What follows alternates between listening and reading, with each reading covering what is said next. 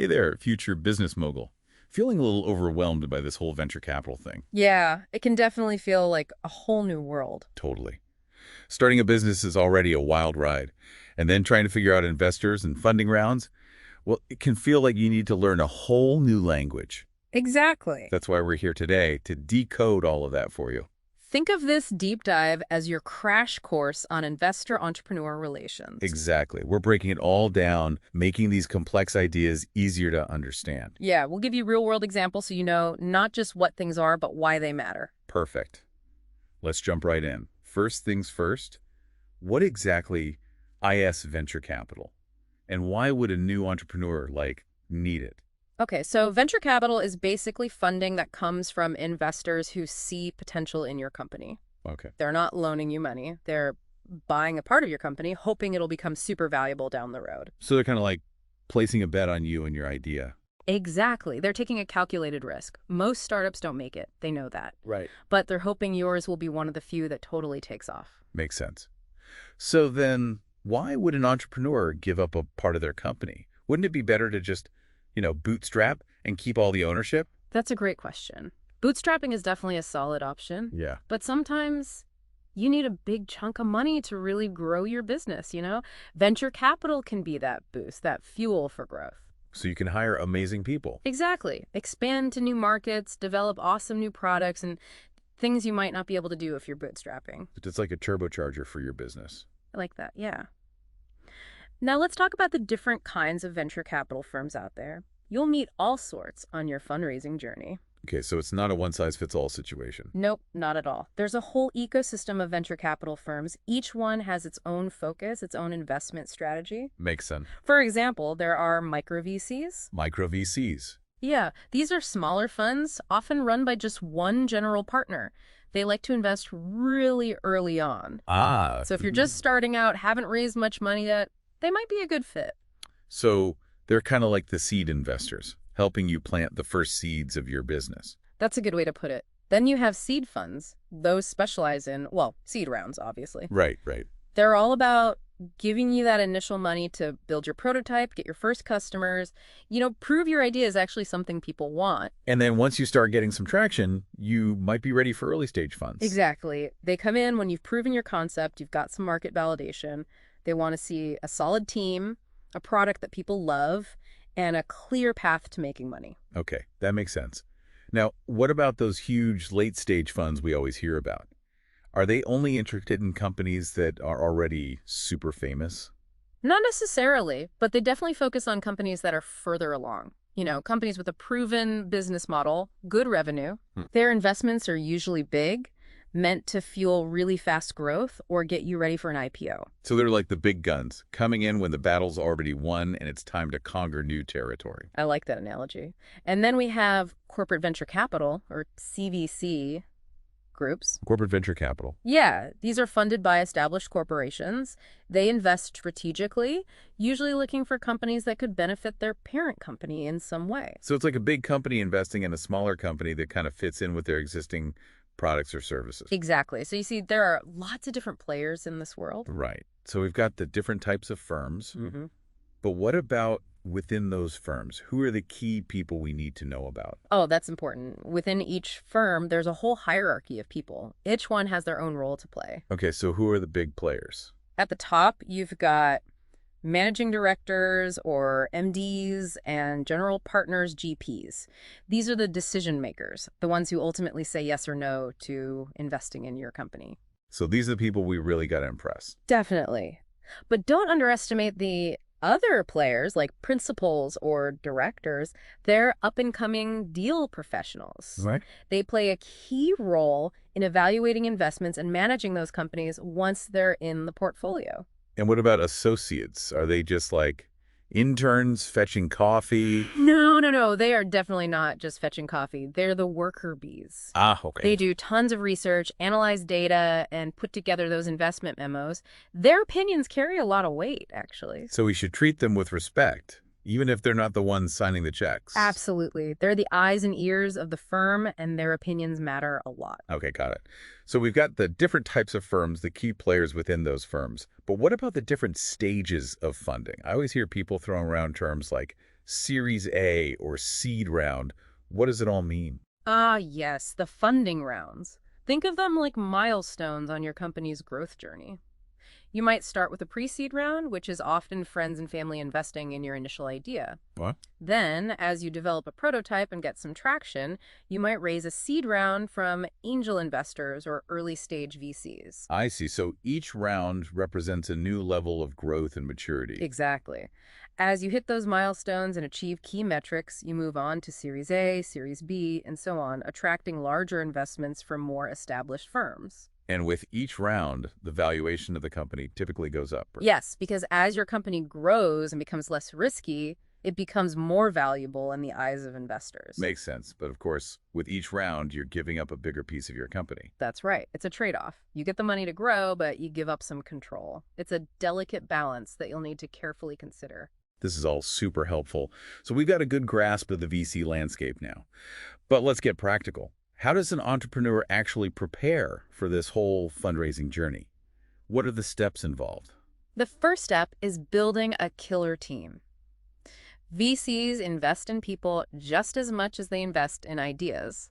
They want to see a team that's passionate, experienced, and can make the company's vision a reality. So it's not enough to just have a brilliant founder. You need a whole team of talented people who can work together. Exactly. Now, before you even think about approaching investors, you need to craft a killer pitch. Okay. This means creating a clear, concise story. Explain the problem you're solving, why your solution is unique, and how you're going to build a successful business. So it's like creating a roadmap for investors. You're showing them where you're going and how you plan to get there. Exactly. And this story is going to be the heart of your fundraising materials, things like your executive summary and your pitch deck. Right. So what is an executive summary exactly? Like a mini business plan. You could say that. It's a condensed version, highlighting all the key stuff about your company. The problem, the solution, the market opportunity, your team's strengths, all that good stuff. Think of it like a movie trailer. It's got to be short, catchy, and make investors want to see the whole movie. And the pitch deck is the full movie, going into more detail. That's right. It's a visually engaging presentation, expanding on what's in your executive summary. You'll give more detail about your business model, the market opportunity, your competitors, your financial projections, how you're going to market your product, the whole 9 yards. So we've assembled our dream team, crafted a compelling pitch. What's the next step in this fundraising adventure? Due diligence. This is basically the investor's way of making sure you are who you say you are and doing what you say you're doing. Okay. They'll want to see your financials, customer contracts, product demos, anything that helps them really understand your business inside and out. So it's kind of like a background check on the company and the team. Exactly. They want to make sure you're the real deal, not all smoke and mirrors. And this due diligence process, could it be pretty intense? Oh, yeah. It can be. But it's important. It makes sure everyone's comfortable moving forward. That's fair. And remember, honesty and transparency are key during this process. The more open you are, the more trust you build. Got it. So we've covered a lot. We understand the types of VCs, how to create a pitch, how to handle due diligence. What are some key things to remember as we embark on this whole fundraising journey? Remember, fundraising is a marathon, not a sprint. It's going to take time. Yeah, a lot of effort and definitely resilience. Don't get discouraged if you get rejected. It's normal. It happens. Exactly. Use every interaction as an opportunity to learn and refine your pitch and your strategy. So it's like navigating a tricky jungle. We need to be prepared for obstacles and setbacks. Yep. But with the right mindset, preparation, and guidance, you can absolutely increase your chances of getting the funding you need. You can make those entrepreneurial dreams a reality. That's encouraging. Okay, we've mapped out the VC landscape. We've got our amazing team, crafted our pitch. We're prepped for due diligence. What's next? Now it's time to start reaching out to investors. See who's interested in learning more about your company. But before we jump into that exciting phase, let's talk about term sheet negotiation. Ooh, yes, term sheets. That sounds pretty intense. What exactly are we talking about here? Well, a term sheet is basically a document that outlines the key terms of the investment deal. It's like a blueprint for the official contract that will come later. It covers things like how much they're investing, what your company is valued at, and how much control investors have over how things are run. So it's a preliminary agreement kind of setting the stage for the official contract. Exactly. Yeah. And it's super important because it sets the foundation for your relationship with those investors. You need to make sure the terms are fair and beneficial for everyone. That way you can have a smooth and successful partnership. That makes sense. So what are some of the key terms we need to pay attention to in a term sheet?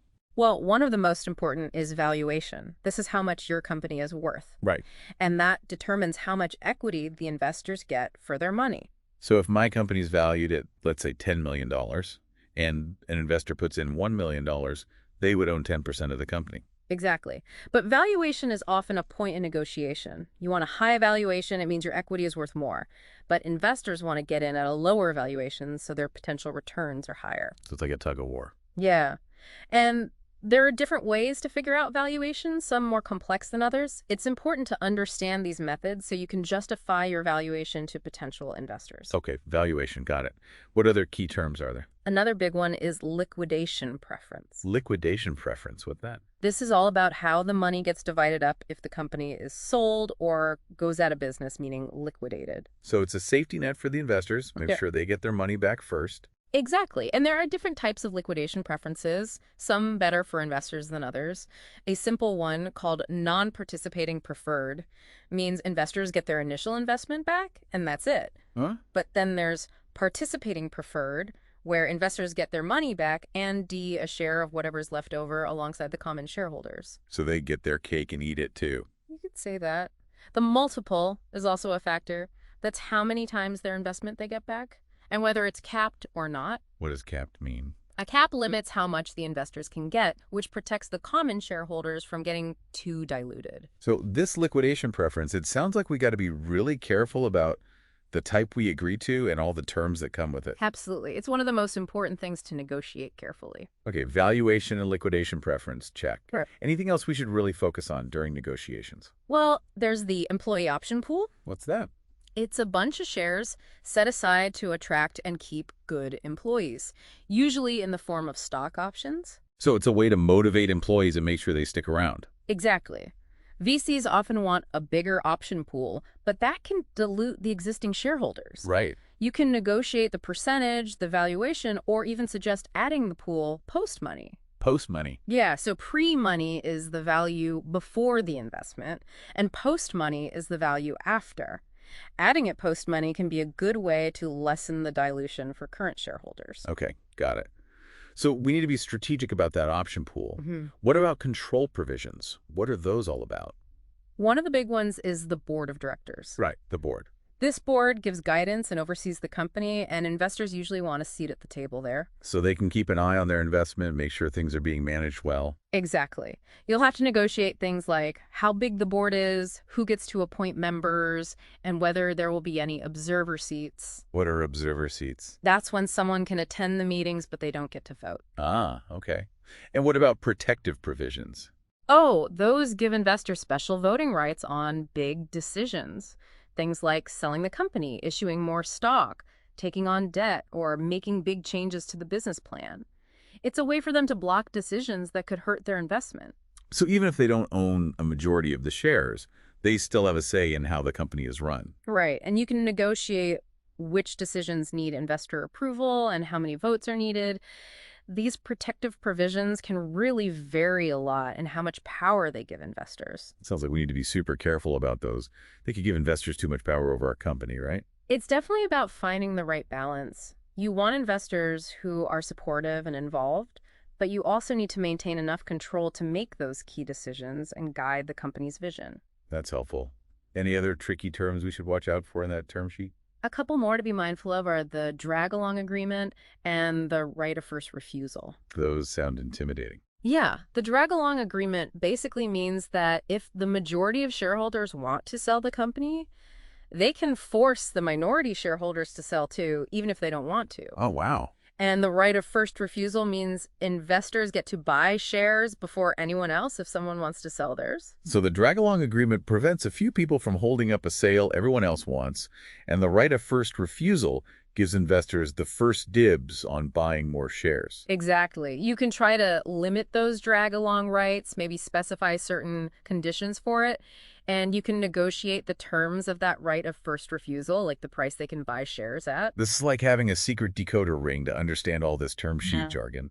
But what if traditional VC funding just isn't the right fit for our company? Are there other options out there? Oh, absolutely. There are several alternative ways to get funding, each with its own pros and cons. Okay, good to know. One popular option, especially for early-stage companies, is convertible debt. Convertible debt. Yeah, it's basically a loan that turns into equity later on in a future funding round. So you borrow money, and then it magically transforms into ownership down the road. That's a good way to think about it. Interesting. Startups often use this when they're too early to figure out a valuation or if they want to avoid the whole complicated process of a priced equity round. Makes sense. What are the advantages of going that route? Well, it can be faster and easier to get than traditional equity financing, and it pushes that whole valuation conversation down the road, which can be helpful for young companies still figuring things out. I can see how that would be appealing. What other alternative funding options are out there? Another option is crowdfunding. This is where you raise money from a whole bunch of people, usually online. They might give you money in exchange for rewards, pre-orders of your product, or even equity in your company. So you're tapping into the power of the crowd to fund your dreams. Exactly. Platforms like Kickstarter and Indiegogo let you pre-sell your product to raise funds and see how much interest there is. And platforms like AngelList and WeFunder let you raise equity from a larger pool of investors, often accredited investors. Accredited investors, what does that mean? Accredited investors are people who meet certain income and net worth requirements, basically. They're allowed to invest in higher risk things like startups. Got it.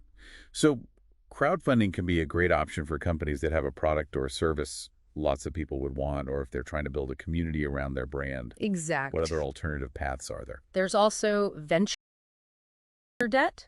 This is basically a loan specifically for high-growth companies. It's usually used to add on to equity financing, giving you extra cash to grow faster or to bridge the gap between funding rounds. So it's like borrowing money to speed things up without giving up more ownership? Exactly. Venture debt can be really useful, but it's still debt and you have to pay it back with interest. Often, the lenders will ask for warrants, which give them the right to buy shares in your company at a set price down the road. Okay, well, we've learned so much. We understand the basics of term sheets, what terms to really pay attention to, and even some other funding options if VC isn't the right fit. Anything else we absolutely need to know before we wrap up? Yes, one more thing. Remember that the term sheet is just the start of a long-term relationship with your investors. Right. You want investors who believe in you, who get your vision, and who are in it for the long haul. They're there to support your company's growth. So it's not just about the money. It's about finding the right partners for your journey. Exactly. And when you've got those great partners by your side, you can face those challenges and celebrate those victories together. You can build a successful business.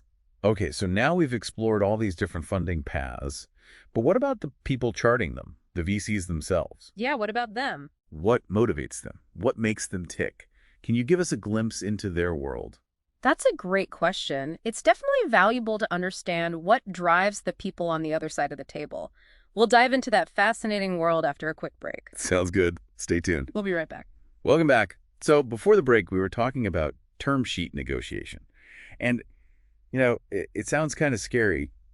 What exactly ISS, a term sheet, and why is it so important? Well, think of a term sheet as a document that lays out all the main points of the investment deal. Oh. It's like a rough draft, It sets the stage for those formal legal agreements you'll sign later on. Right. It covers stuff like how much money they're investing, how much your company's worth, and the control they'll have. The stuff that gives investors a say in how the company is run. So it's like a preliminary agreement, a first step before the real contract. Exactly. And it's super important because it sets the tone for your whole relationship with your investors. You want to make sure the terms are fair and good for both sides, so everyone's happy.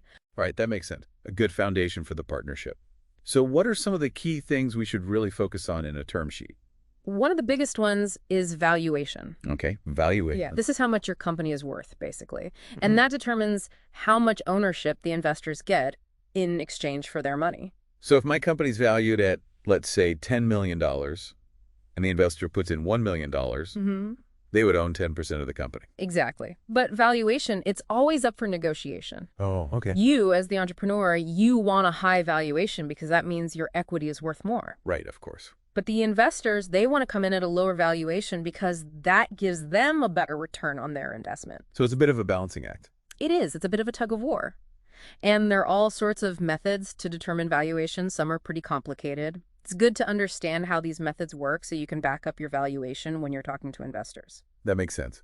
So we've got valuation. What else? What other key terms should we know about? Another big one is liquidation preference. Liquidation preference. Okay, I'm not familiar with that one. This is all about what happens to the money if the company gets sold or if it, well, goes out of business. It gets liquidated, basically. Okay, so it's kind of like a safety net for the investors. Exactly.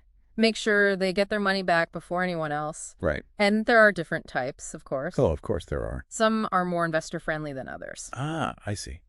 So tell me about the different types. A simple one is called non-participating preferred. Basically, investors get their original investment back, and that's it. Okay, that's pretty straightforward. Yeah.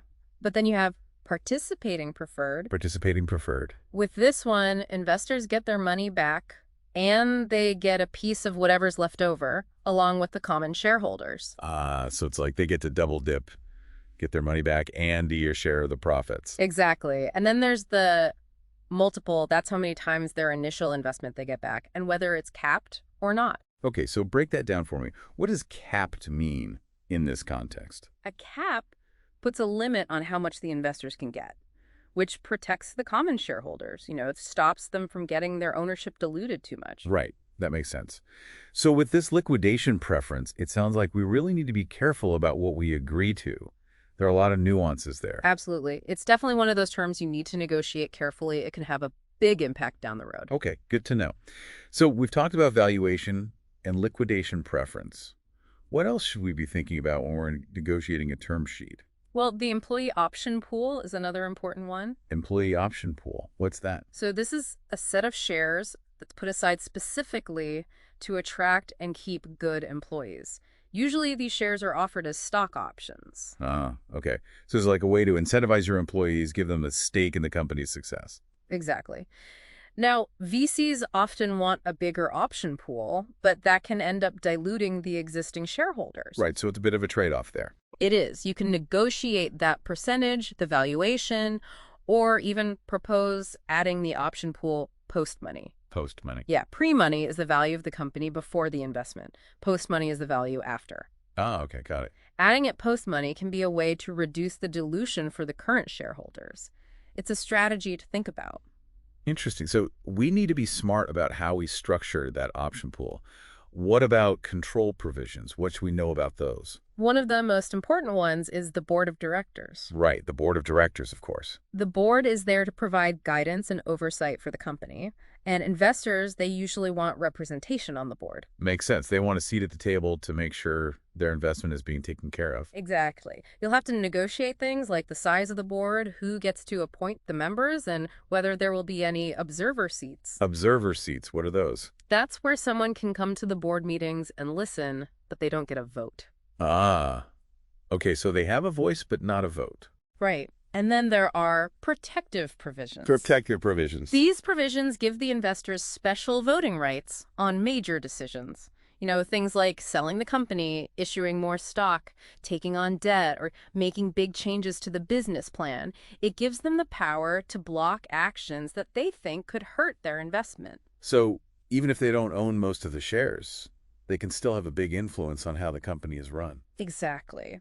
And the good news is you can negotiate those provisions. You can negotiate which decisions need investor approval and how many of the investors need to agree.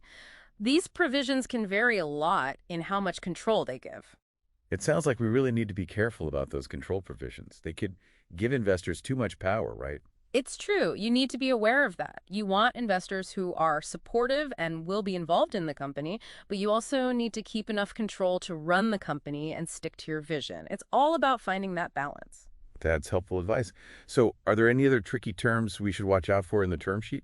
Yeah, a couple more to be aware of are the drag-along agreement and the right of first refusal. Oh, those sound like legal jargon. They kind of are. The drag-along agreement basically says that if most of the shareholders want to sell the company, they can force the rest of the shareholders to sell too, even if they don't want to. Wow, so they can force a sale. Exactly.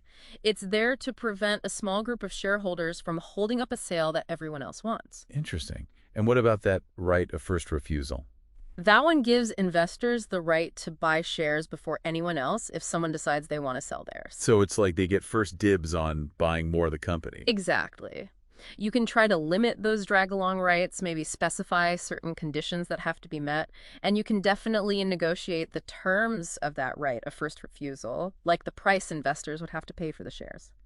This is really insightful. It's like Yeah. you're giving us the keys to understanding this whole world of term sheets. Happy to help. But, what if traditional VC funding just isn't the right fit for a company? What other options are out there? There are definitely other paths you can explore. There are lots of alternative ways to get funding. Each one has its pros and cons, of course. Okay, well, let's talk about those other paths. One that's really popular, especially for companies in the early stages, is convertible debt. Convertible debt. Yeah, it's basically a loan that turns into equity in the company later on during a future funding round. So you're basically borrowing money, and then it magically turns into ownership down the line. That's a good way to put it. Startups often use this when they're too early to set a valuation or they want to avoid the complexity of a priced equity round. I can see why that would be appealing. What are the advantages of going that route? Well, it's usually faster and easier to get than traditional equity financing. And it pushes that valuation conversation further down the road, which can be helpful for young companies that are still figuring things out. That makes a lot of sense. So what other alternative funding options are there? Another one is crowdfunding. This is where you raise money from a whole bunch of people, usually online. Okay. They might give you money in exchange for rewards, pre-orders of your product, or even equity in your company. So you're tapping into the power of the crowd to make your dream a reality. Exactly. There are platforms like Kickstarter and Indiegogo where you can pre-sell your product to raise funds and see how much interest there is. And then there are platforms like AngelList and WeFunder that let you raise equity from a bigger group of investors. Often these are accredited investors. Accredited investors, what does that mean? Accredited investors are people who meet certain income and net worth requirements. They're allowed to invest in higher risk ventures like startups. Got it. So crowdfunding could be a good choice for companies that have a product a lot of people want, or for companies that are trying to build a community around their brand. Exactly. It's all about finding the right fit for your company and your goals. Makes sense. Are there any other alternative paths we should know about? Yeah, there's also venture debt. This is essentially a loan that's designed for high-growth companies. Okay, so it's a loan, but specifically for startups that are growing quickly. Right. It's usually used to supplement equity financing. It can give you an extra boost to grow even faster or to bridge the gap between funding rounds. So it's like borrowing money to accelerate your progress without having to give up more ownership in the company. Exactly. Venture debt can be a great tool, but you have to remember, it is still debt and you have to pay it back with interest. Of course. Often, lenders will ask for warrants. Those give them the right to buy shares in your company at a set price down the road. So it's like a little bonus for them, a way to potentially profit even more if your company does well. Yep, that's one way to look at it. Okay, we've covered a lot of ground here. Term sheets, key terms to negotiate, and even alternative funding options. Any last words of wisdom before we move on? Just remember that the term sheet is just the beginning. It's the start of your relationship with your investors. Right. It's more than just a piece of paper. Exactly. Choose investors who get you, who believe in your vision and will be there to support you in the long run. It's about finding the right partners for the journey. Exactly. And with the right partners, you can face those challenges and celebrate the wins together. That's how you build a truly successful company. Now that we've explored all these different funding options, let's shift our focus to the people who are navigating them. The VCs themselves. What motivates them? What are their goals? Can you give us a glimpse into their world? That's a fantastic question. It is important to understand the people on the other side of the table. Their motivations can really influence how they approach deals. Exactly. So let's dive into that fascinating world. Sounds good. Let's do it. All right, so we're back and ready to peek behind the curtain a bit. What makes VCs tick? Okay, so remember, VCs, their main goal is to make money to get those returns. Right, that makes sense. They manage these funds that are made up of money from investors. Those are called limited partners, or LPs. Okay, LPs. So the VCs aren't actually investing their OWN money. Not usually, no. They're managing other people's money, which means they have a big responsibility to get good results. Right, they need to make those investors happy. Hmm. So how do they actually measure success? What are they aiming for? Their success is measured by how much money they make for those LPs. Usually it's expressed as a multiple of the original investment. Okay, a multiple. So like if an LP puts in $10 million and the fund makes $30 million after 10 years, that's a 3x return. Exactly. So they're not looking for small wins. They want investments that can really multiply their money. So they're aiming for those big home run kind of deals. You've got it. And to do that, they usually focus on companies that have the potential to grow really, really fast. So not just small businesses that are doing okay, they want the companies that could be the next big thing. Right. They're looking for companies that could disrupt entire industries, even create whole new markets, companies that could become global players. So they're on the hunt for the next Google or Amazon. Exactly. And to find those potential superstars, they use a bunch of different criteria to evaluate the companies that come their way. What are some of the things they look at? How do they decide who to bet on? Well, they look at the size of the market and how fast it's growing. Is it big enough to support a company worth billions of dollars? Makes sense. They look at the team, too. Do they have the experience, the skills, and the passion to actually make their vision a reality? So it's not just about the idea, it's about the people behind it. Absolutely. They also look at the competition. Can this company stand out? Do they have something unique that will help them win? Right, they need a competitive edge. And of course, they look at the financials. Do the numbers make sense? Is there a realistic plan for the company to make money and eventually have a successful exit, like an IPO or being acquired? So it's a mix of gut feeling and hard data, right? Yeah. They have to trust their instincts, but also analyze the numbers carefully. Yeah, they're always trying to balance that risk and reward. They know most startups will fail. That's just the reality. It's a tough business. It is. So they're searching for those rare companies that have the potential to deliver those massive returns. The dime's in the rough. So how do they manage all that risk? How do they avoid losing everything? They diversify. They spread their investments across different industries, different stages of growth, different parts of the world even. So they don't put all their eggs in one basket. Exactly. They also do that due diligence we talked about. They really dig deep to understand the companies they're considering. To make sure they're making a good bet. Right. And they don't just write a check and walk away. They stay involved with the companies they invest in. They offer guidance, mentorship, connect them with people who can help. They're active partners. So they're not just investors, they're mentors and advisors too. Yep, they're looking for entrepreneurs who are open to learning, to adapting, to changing course when they need to. So it's important to show them not just that you have a great idea, but that you're also willing to listen, to learn, to pivot if you have to. Exactly. They want to see that you have what it takes to overcome challenges, to adapt, and ultimately to build a company that lasts. Wow. This deep dive has been incredibly eye-opening.